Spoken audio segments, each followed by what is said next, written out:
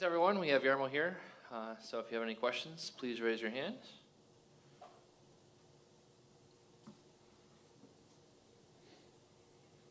Questions? Okay, we'll start with Brian Hedger from the Columbus Dispatch. Go ahead, Brian. Hey, Jarmo, I know going into this, you were looking for maybe some help down the middle and maybe on defense. Where are you at right now with the roster as far as going forward in free agency here? Are you guys close to done, do you think, or do you have some other stuff that you might be willing to look at? No, we're not finished yet, and obviously we have still time even after the free agency frenzy is sort of slowed down. We got lots of time before the season starts, so we're always looking to make teams stronger, and I think we did some good things today with bringing Sean Kekalainen in the mix. He's a great two-way center that is a proven winner and has been on a very good team for the past few years and been a big part of it. So him being a Columbus boy, that's a bonus, but we believe that he's going to bring a strong two-way presence to our lineup and a guy who can take face-offs, kill penalties, and play the heavy matchups as well. He's a guy who can obviously win, key draws and things like that as well. He's proven that. He's a similar player, I would think, to maybe Boone Jenner a little bit as far as what size and strength. Are you looking at Boone right now as more of a center for you next year, or do you think that his versatility plays into it? I think the versatility is a great thing to have, and I'll let the coaching staff decide where they want to put the guys and what kind of roles, what positions. But the versatility is great, especially when you can play the center position. It gives the coaching staff a lot of flexibility. Thank you. Okay. Next, we'll go to Aaron Portzline. Go ahead, Aaron. Thanks, Glenn. Jarmo, can you say when Sean Kekalainen first caught your eye, or when he elevated to the level of respect that you clearly have for him now? Well, we keep watching these guys every year, all year. And we got statistics, we got analytics, we got tape, we got video, live viewings, scouting staff watching them, and then obviously you're going to key on them when you know that they're going into their final year and they could become an unrestricted free agent. So having said that, we've been aware of his status for a while now and have watched him and keyed in on him and analyzed him and always thought that he would be a great fit. And when he became available, we moved quickly on it and got him signed.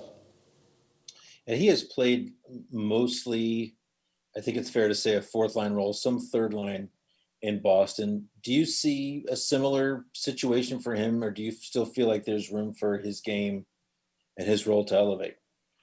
Well, I think you always want to have guys to push for a bigger role, but he's also always shown that he plays the same way with the same type of character, the competitiveness, whichever role he's in. He's a team-first guy with a lot of character, and so those were the things that we value a lot in him, and we'll let his play decide what role he fills with our team. But he's also versatile, and like I said, he's competitive, and if he wants and can push for a bigger role here, that's great. Thanks, Jarmo. Okay. Next, we'll go to Mark Scheig. Go ahead, Mark.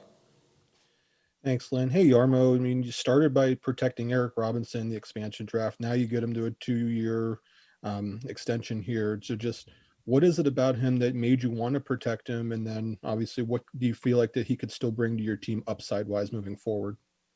Well, I think we see him as a big part of our group moving forward. He's got tremendous speed, one of the best in the league, in our opinion.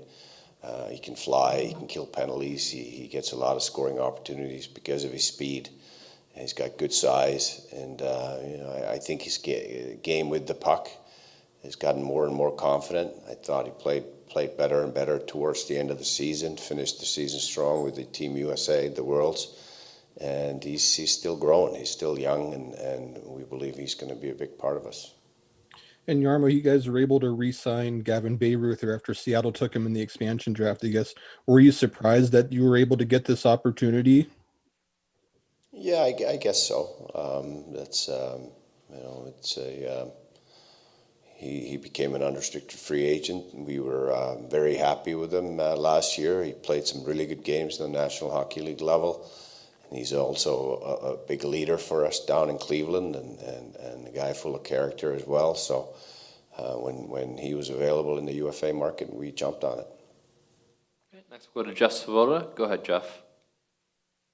Thanks, Glenn. Thanks, Jarmo. With the 4-year contract for Boone Jenner, obviously, for a variety of reasons, you've had to say goodbye to a lot of veterans here recently, but he's a guy clearly I think has kind of embodied what, you guys like a lot in a player here with Boone, and just how important was it to get him locked up as soon as you could and just kind of have him be a key piece of what you're trying to build here going forward.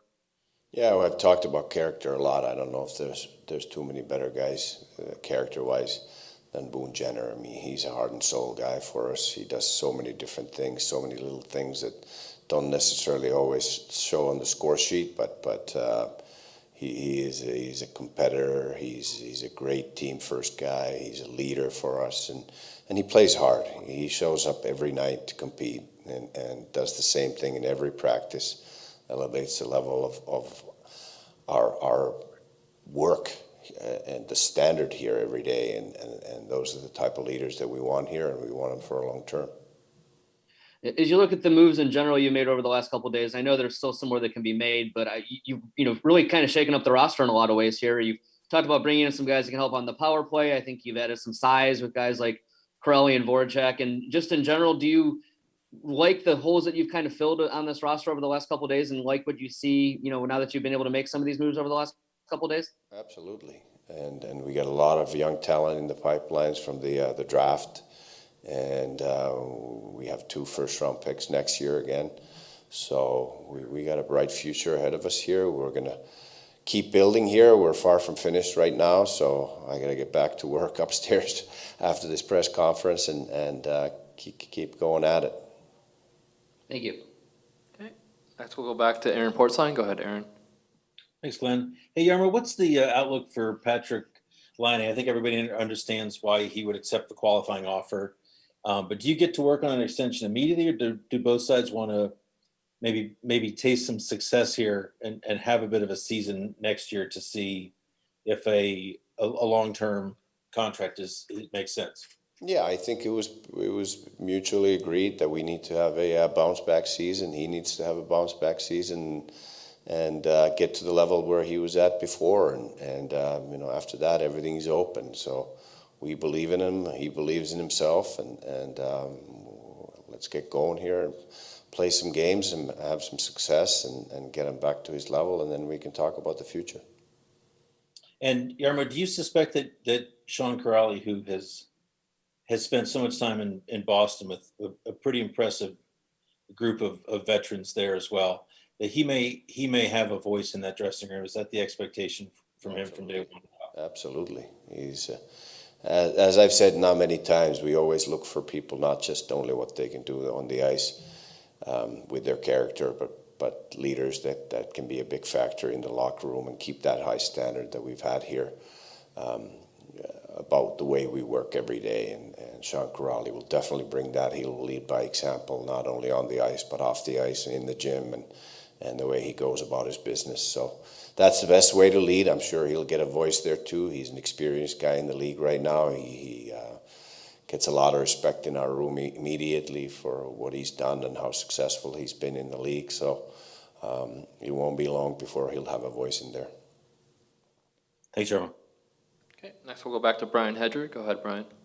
Yeah, hey, Jarmo, just kind of building off that thought there for a second, with Kuraly and Boone Jenner actually keeping him, here longer. Just how important is it when you're trying to go through this process and what you guys are trying to build here longer term to have 2 guys like that, help all those young guys that you mentioned, become NHL impact players? Well, as I said, I think first and foremost you lead by example, and both of those guys, the way they work every day, sets the standard. It's pretty hard for young guys not to follow up on that standard when you have 2 leaders like that working their butts off every day, whether it's practice or in the gym or whatever we do. They're just pros. They're great pros, and they go about it the right way, and that's the best way to lead. But they'll also have a big say and big voice in our room, which is great. Going with Boone in particular, he's already got a letter on his, sweater, the A. But and then I know this will be determined later at a later time. But when you look at a guy like that, do you see a guy who might have a C, for the captain on his jersey? Well, he's certainly got all the ingredients. I think we'll take our time to determine whether we have a captain ready after Nick Foligno departed. We've always said that I think that it's usually a natural fit where somebody rises above the group and becomes the obvious choice. I think we'll follow that path again, and once that guy rises, then we'll have a captain again. Thank you. Okay, we'll go back to Mark Scheid. Go ahead, Mark. Excellent. One more quick one for you, Yarmo, just about the importance of Cleveland. Babe Ruth is signed, Tyler Secura signed. How important is it to get the right kind of players there, especially if you don't want to rush some of the younger prospects up, so they can properly develop? It's very important.